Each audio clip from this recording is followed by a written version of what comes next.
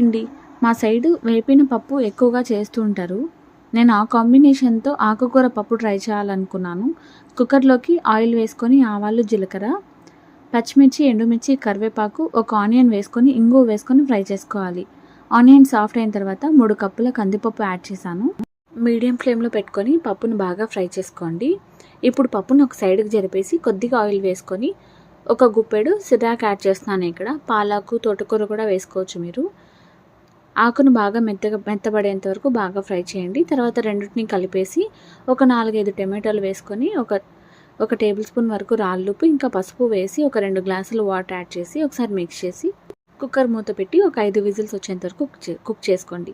Pressure మొత్తం పోయిన తర్వాత పప్పును బాగా మెదిపేసుకొని లాస్ట్లో కొద్దిగా చింతపండు రసం వేసుకొని గుప్పెడు కొత్తిమీర వేసుకొని సర్వ్ చేసేసుకోవడమే. అంతే అండి ఈ వీడియో. నచ్చితే లైక్ చేసి, షేర్ చేసి, సబ్స్క్రైబ్ చేసుకోండి. అంతే వీడియో. బాయ్.